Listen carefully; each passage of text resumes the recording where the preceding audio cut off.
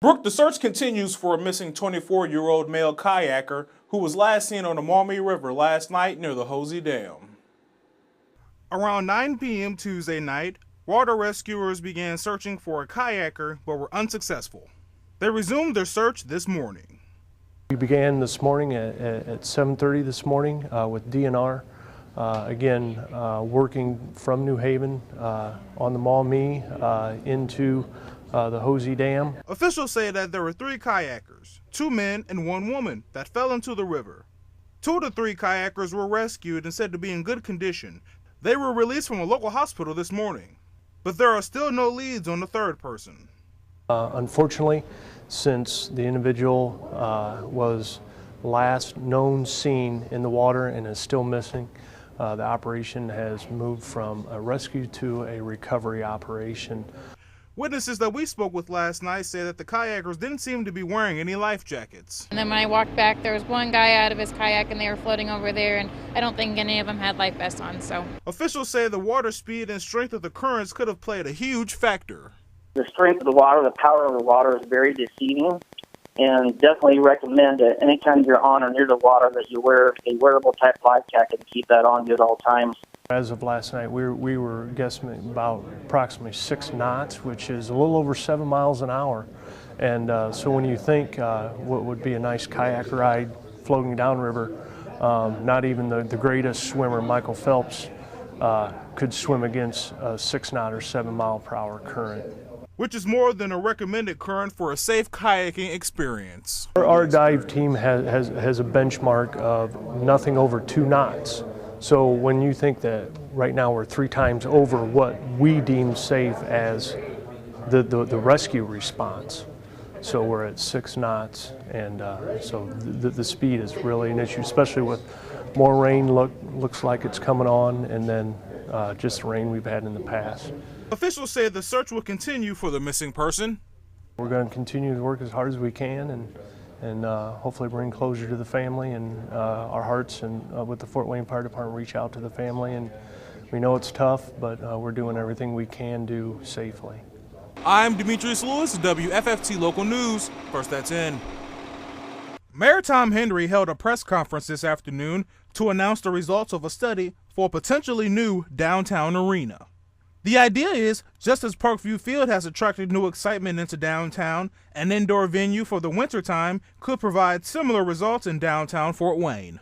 The idea of a downtown arena has been looked at 2 or 3 times, and we had enough activity downtown, we think, to justify another look. I think it's very important to continue to improve Fort Wayne. We've done a lot of great things over the last few years, and we've had a lot of great success and a lot of swagger going for our community. And maybe this is the next step, or maybe it's not.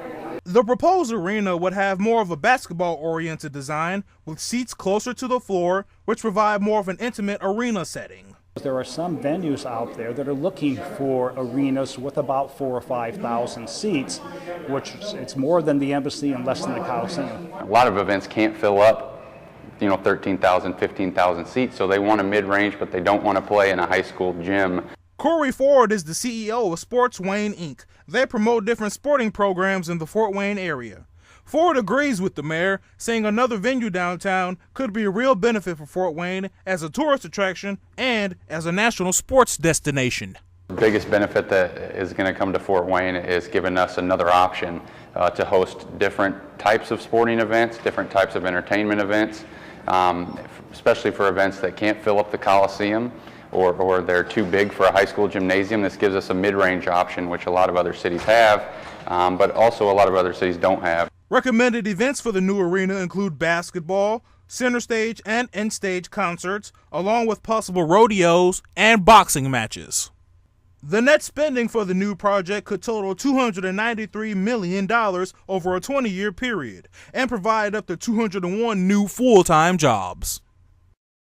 For our campus, for our traditional population, we are about 50 to 60% of our students are athletes. About 25% of our undergraduate students participate in in our NAIA programs. Though dwelling in the shadows of major Division I sports programs like Purdue, IU, even Butler and Notre Dame, we have a couple of powerhouse programs right here in the Summit City, both athletically and academically. We take a look at Indiana Tech and the University of St. Francis, two local schools that have recent national championships, and that give true proof that small school sports do provide success, not only in the locker rooms, but in the libraries as well. For large schools, when they do well in sports, enrollment climbs. For example, when Butler's men's basketball team went to back-to-back championships in 2010 and 11, enrollment applications rose more than 41%. And since Ball State's magical 12-win season in 2008, on-campus attendance has remained above 17,000. The success of small school sports can also influence enrollment, just on a smaller scale. But we have seen and we utilize athletics as part of our recruitment strategy, just from the ability to play, as well as just that it provides that student life and that campus life that people want to be a part of on a traditional campus. Indiana Tech men's and women's outdoor track teams have won the last two national championships. And since 2004, 3 of their players have been drafted by Major League Baseball. Every time that we see and we add a sport to the campus, we see an enrollment boost more than just the students that were related to that individual sport. In general, part of our growth and success as an institution, especially on the traditional side, has been related to our athletics. So all of our buildings and renovations are probably indirectly connected to our programs in general. Across town, St. Francis women's basketball team won a national championship in 2014. The men's team won one in 2010. St. Francis football has also had major success with many local high school stars playing for Coach Donnelly. They have 12 conference titles and 3 appearances in the national championship game. They've averaged 10 wins a year since 1998. Coach Donnelly has a wonderful presence and certainly has encouraged a lot of students to come here who may have went to a D1 or D2 school, and it's why they've had so many winning seasons. In addition to helping enrollment numbers, a successful athletic department can also provide opportunities for student athletes and a positive experience for the student body.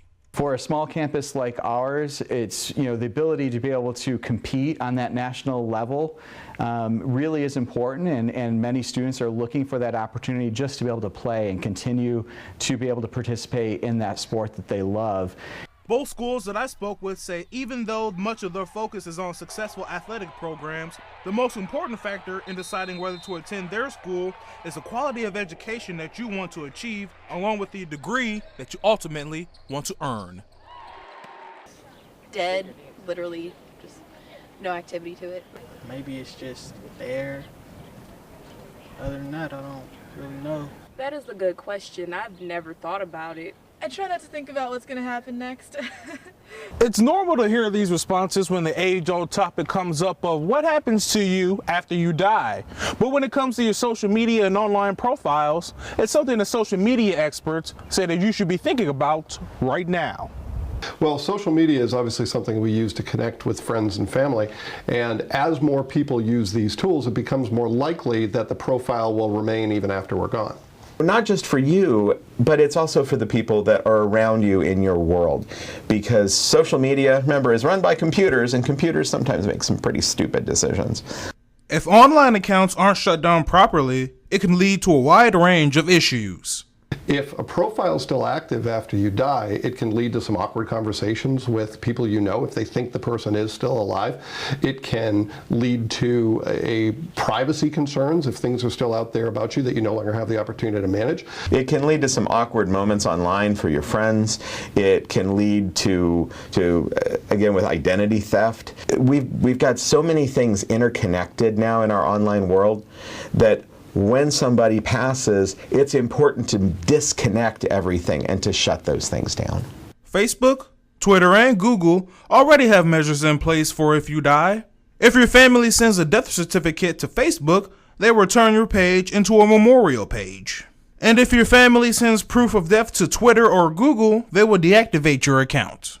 There are also third-party sites your password and sensitive info can be stored. On sites like passwordbox.com and assetlock.com, you can store sensitive information and then designate a beneficiary for that information. Once you die, the site will release your passwords and other information to that one person. The afterlife of social media shouldn't just be a conversation for older individuals. This age, I would still tell college students, you need to start thinking about this. You need to make plans for how am I going to secure this information. The real issue here is that as social media is becoming more universally used, it's becoming more likely that all of us are going to have to think about this at some point, or all of us have the opportunity to think about it. I think it's at least worth a conversation with your family and friends to share your wishes, just as you would with other aspects of preparing for, the end of your life, and saying, what are your wishes? What are the things that you want to happen? If you make those known to your friends and family, there's a chance they'll act on them. If you don't, they can't. So give people good information if this is important to you, share your wishes, and then it's more likely those will be honored after you pass.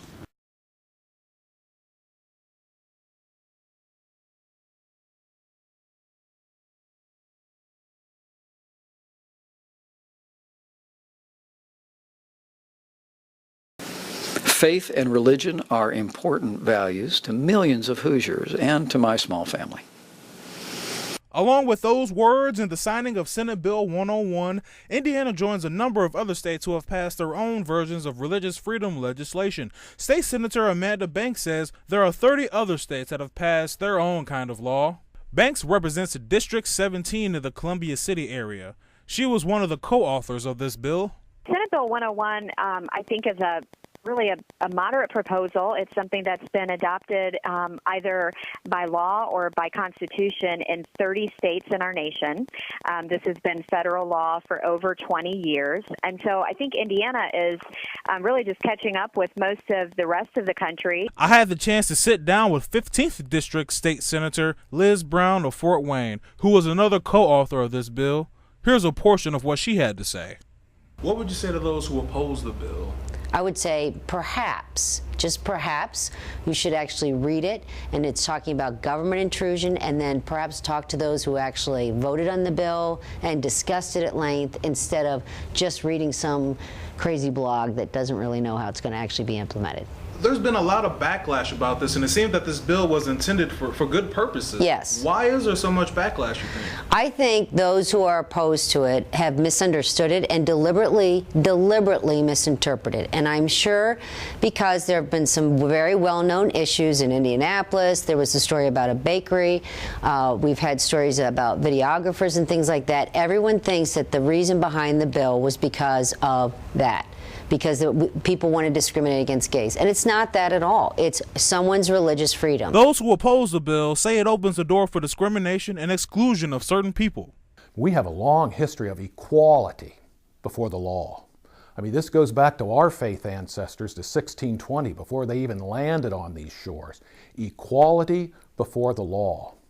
And to cloak under the guise of religious freedom the capacity of some people to act on their religious impulses to discriminate and to deny others their social or civil rights is really a sad day for the state of Indiana. Area residents have also been very open about what they think about the new law. It's just sad. It's really just sad to be part of in a state that seems to be taking steps backwards in terms of civil and social rights rather than moving forward. I mean, that's a step away from turning people away. I mean, we're regressing at that point. We're not progressing like we should be. Going forward, the law goes into effect on July 1st. Both Brown and Banks feel confident about the law and that it will not be repealed. It was signed into law by the governor today, so our work here is done, and that will become part of our Indiana code. There's no appeal. I mean, the only reason you would appeal the law is if, in fact, you felt your religion was being discriminated against and the government was doing it. And then you would appeal and use this law. And, I mean, that's a good thing, I think. Reporting, I'm Demetrius Lewis, WFFT Local News, First at 10.